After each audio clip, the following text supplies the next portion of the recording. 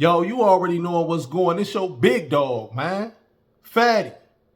Outside looking inside, surviving prison TV. Cheer.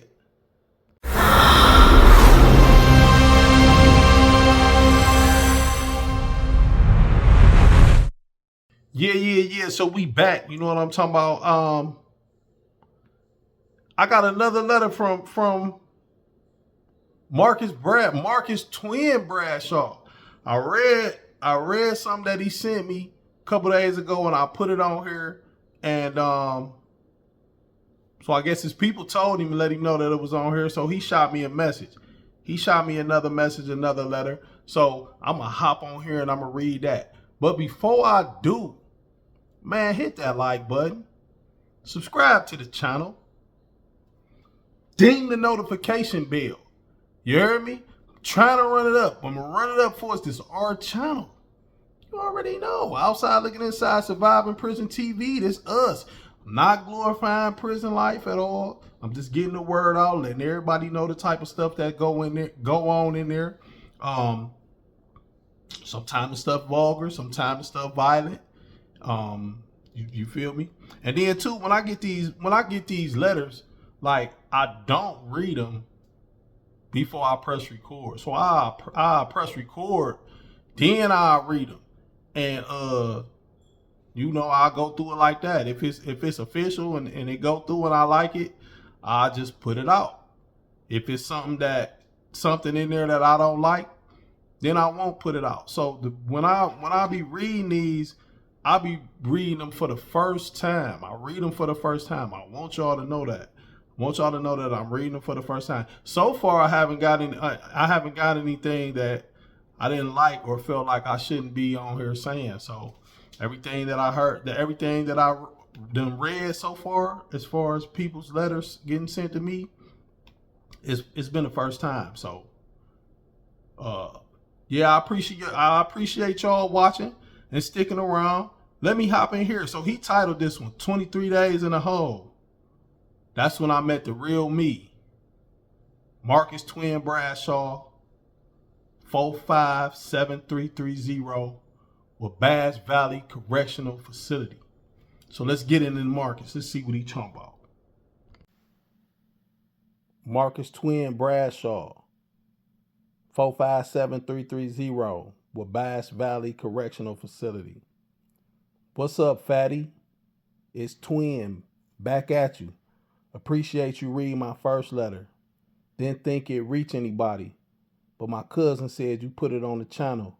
That means something. I want to tell y'all what happened after the fight. See, the yard is one war, but the hole, that's another battlefield entirely.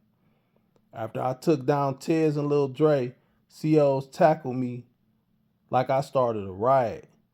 Even though I was bleeding, they zip-tied me, slammed my face into the wall, and dragged me to SIG like I was the aggressor. That's protocol. Don't matter who started it, blood spilled. Lock them all down. They threw me in cell 112 in SIG unit 2A. Ice cold and dark as hell. No mattress, no book, no nothing but a toilet and a steel bunk. My left shoulder was still leaking from where Tez cut me, and my ribs ached like I got jumped by a linebacker. The first 3 days, no sound but my own breathing. No light except for the flickering hallway bulb that made everything feel like a horror flick. No human voices. You go crazy real fast in that silence. By day 5, I was talking to the roach that ran across my floor like it was my celly. I named him Popcorn. I ain't ashamed to admit it. Your mind needs something. That's when I realized this system just don't want your body. They want your sanity too. The worst part, they wouldn't even let me shower until day 7. I stank like fear, sweat, and old blood.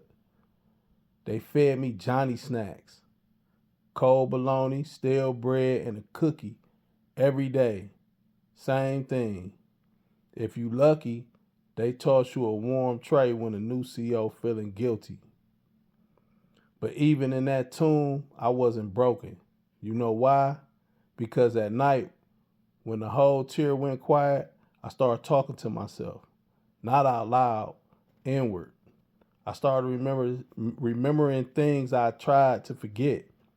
My mom's tears at sentencing, the look on my twin brother's face when the judge said 22 years, the girl I left pregnant who stopped writing me. That cell made me face myself. No distractions, no lies, no fronting. By day 15, I told myself, if I make it out of here, I'm never going back to who I was. Not just the street dude, but the reckless, angry version of me who thought pain was power. I started praying again, quiet, not like in church, but real, raw. On day 23, they popped my cell. Nurse checked my wounds. CO handed me my property, and they walked me back to in-housing. The walk felt different, slower, like I wasn't in a rush anymore, like I wasn't trying to prove nothing. Ray Ray saw me come back, didn't say a word, just nodded once. That nod, that was respect. I earned something in that hole, not just stripes. I earned myself back. Tell the people watching this channel, you can survive a fight in prison. You can even survive SEG. But the hardest thing to survive is your own mind. Stay focused, stay humble, and thanks for reading this. Twin. Damn, twin. You got me thinking about times when I was in segregation. And yeah, it's a different bid in segregation. I start in the beginning when I was going to SEG, I have a celly or whatnot, and then that was cool to have somebody to talk to and you know what I'm saying, reminisce about certain things. But after a while, when I was going to SEG, I was refusing cellies. I need to be in there by myself. Being there by myself, because you be stanking down. Sometimes they don't let you get the shower, but then in some institutions, they got the shower in the cell. But you really ain't got your deodorant and stuff like that. But that's neither here nor there. Just when I was in there, and I could relate to you saying you found yourself in there, because when I was in there, I actually found myself. That's where I found out that I'm a very talented writer. I'm a gifted writer.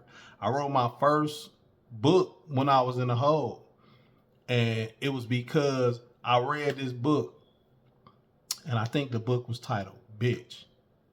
Yeah, that was the name of it. So I read this book, and the book was good. You know what I'm saying? It held my attention, and all the way up into the end. And the end, it was horrible. And I'm like, man, I could do this. So I just started writing. I started writing and entertaining myself. I was back there that long, so I used to just write to entertain myself. And yeah, I started my first book back when I was in the hole. Being back there, talking to myself, writing raps, just you know what I'm saying, talking to myself, answering myself. They say you only crazy if you get to answering yourself. They say talking to yourself is cool, but then when you get to answering yourself, then that's a different beast. I was back there so long, I was talking and answering myself. You know what I'm talking about? Yeah. So you kind of like struck a nerve, and you said you was talking to the roach. I probably would have squished that thing. I don't be playing with no little bugs. I be squishing them off the top. You feel me? Because in there too, a guy was laying down, and the spider done went in his head or something and bit him and laid eggs in his head, and he was messed up. Used to be having a pet. Well, that's what he told me. That was the story they told me. So yeah, I don't be playing with no bugs anyway. I squished them babies off the top. So yeah, man, salute to you. You already know it's a big salute to you, bruh. If you send me something in, send me, if anybody got something they want me to politic about, rush it to me. I'm gonna get it on here. He definitely still locked up though. He's definitely still in that correctional institution. So keep your head up, twin, man. Keep your head up, stay focused. I'm saying you did what you had to do. Now, old buddy, showing you that respect. Yeah, like that was a gang initiation. Seemed like I seen it a bunch of times. I seen it a gang of times. One time when I was in Lebanon Correctional Institution, so they had this line in the hallway. Hallway was big. It was wide, and they had like a red line. And if you get into it in the red area, then I think that was like an automatic LC. If you get into it outside the red area, that's probably like 30 days. If you get into it outside, that's automatic 6 months in the hole. So the gang dudes used to order the new recruits and people that wanted to get in the gang for protection and whatnot to do stuff in certain areas. So they'll say, if they see somebody go to the store and you come back from commissary, the store is commissary. You see somebody come back from, if they see somebody come back from commissary and they got a big bag looking like they spent the limit like $150. If you got bags looking like you done spent the limit, they'll have a new recruit go crash on him in the red area. They know you're going to be gone for like 30 days. And they going, wherever the fighting and stuff go on at, they just going to scoop you up and drag you off, beat you up and drag you to the hole from there. So all of your stuff is in the hole. I mean, in your cell. So they'll let you come back from commissary with your stuff and put it in your room. But then when you come out and you hit that red area, they're going to have somebody crash on you. So you're going to go to the hole. All your stuff in your cell. So now the people who ain't in the hole, they gonna go in your cell and they gonna wipe you down. They gonna take everything. Your commissary, your blanket, your TV, your radio, they gonna take everything.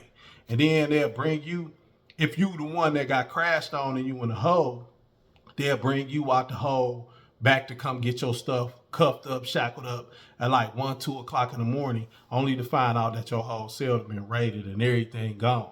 So it'll be little plots and stuff like that going on. Seemed like they had something like that in store for you. They was trying to but no, you said they had knives and stuff too. So they was trying to really do you something. They was really trying to do you something. This wasn't just no crash. This was like a takeout. So, keep your head on the swivel, bro. It might be something bigger than that in there going on, because a lot of times they don't just send nobody to just stick you and try to funky handle you in that manner without something else being behind it. So yeah, appreciate that. Appreciate you tapping in, man. If you made it to the end of this, big salute to you. Big salute to you. Stick around, stick and stay. We gonna keep dropping. You already know how I do. It's your big dog, Fatty. Outside looking inside, surviving prison. Hey, y'all stay safe and stay the fuck out of jail. You heard me?